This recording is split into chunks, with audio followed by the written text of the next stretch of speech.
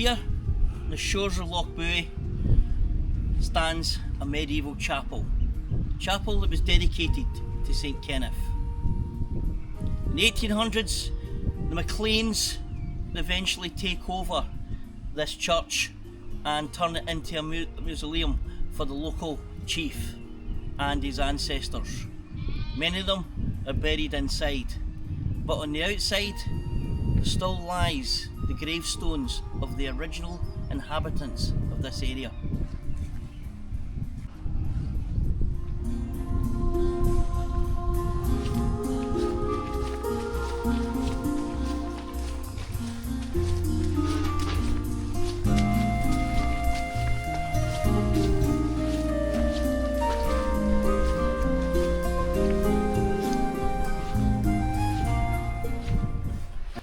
Some of the original inhabitants of this area were Curries.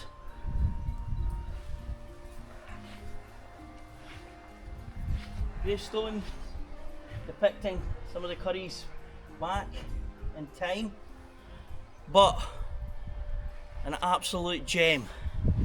We find one of the gravestones of the McVuricks.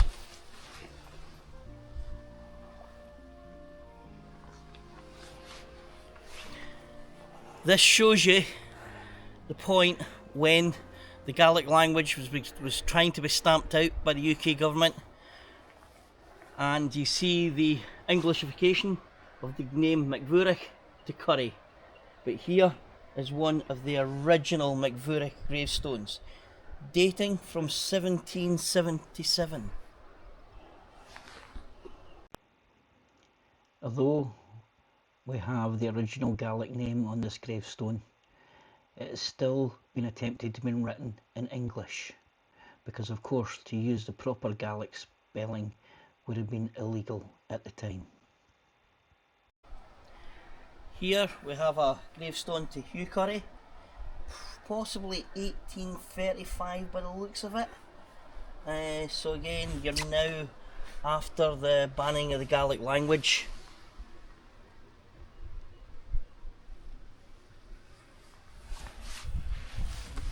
This whole area here, there's lots of little headstones, so it looks like this has been actually a plot for the Curries, or the McVuricks, who lived in this area. And remember that this was part of the Lordship of the Isles' domain.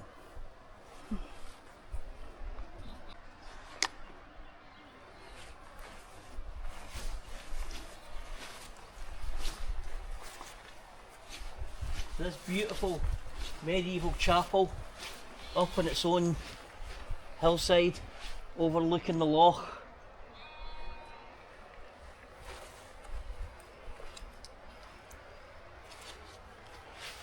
Now we see where the McLeans of Pennycross actually turned this into what has become a mausoleum.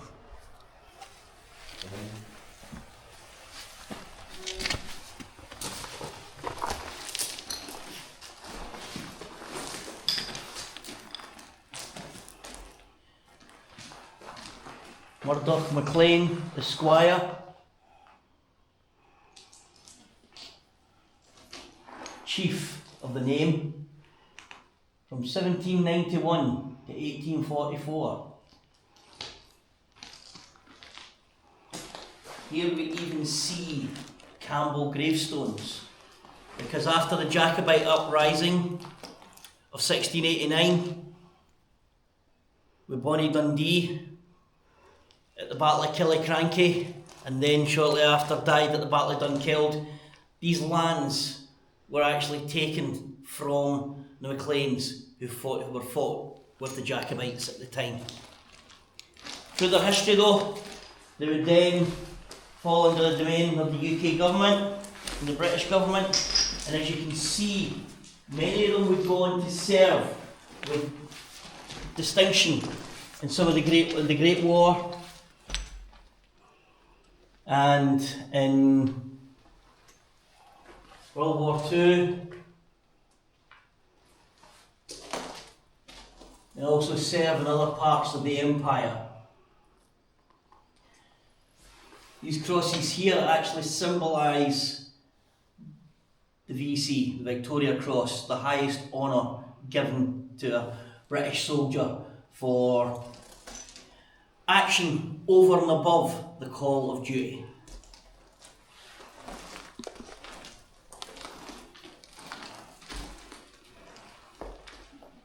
Here we can only surmise how old these gravestones are inside the chapel.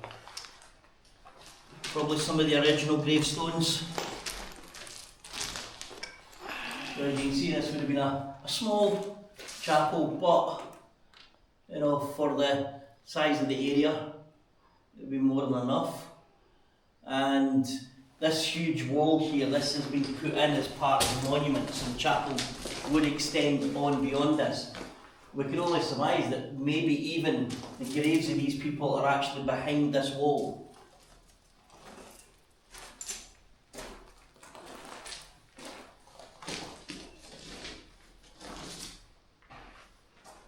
Very unusual is the ceiling. The stained glass has been cut into stars to throw light inside the mausoleum.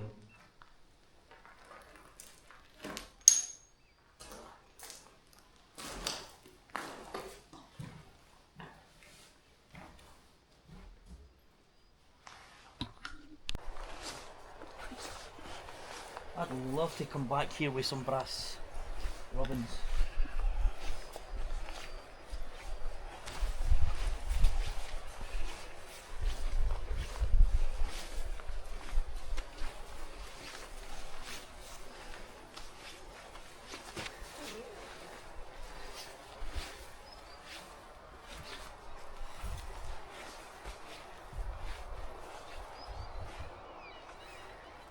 The Lordship of the Isles, of course, was very much a seafaring dynasty. And the clans that were loyal to the Lordship, not only the MacDonalds themselves, but like the MacLeans and many others who would take their name alongside the MacDonalds in the history of the Lordship. This was their domain. Looking out to these lochs, they would travel by Burlin. Shallow drafted boats, not unlike the Viking longship, but made especially to come into these shores. You get them almost right up onto the beach. This was the power of the MacDonalds and the Lordship of the Isles.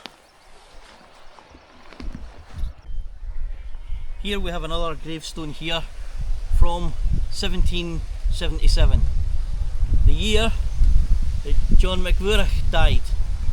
So it's such a small community, these two probably knew each other.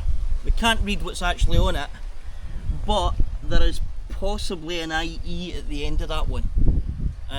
Who knows? But what's amazing about this gravestone is on the back side of it here.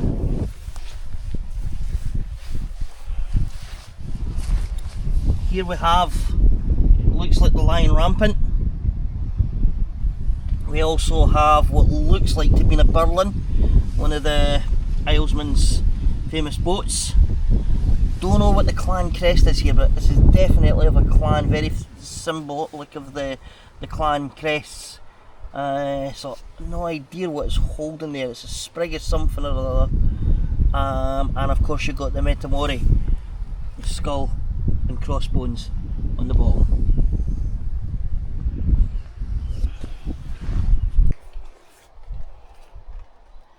When I set off on today's adventure, I came to look at a castle, a mausoleum and a group of standing stones. What I was not expecting to find was the history of the McVuricks.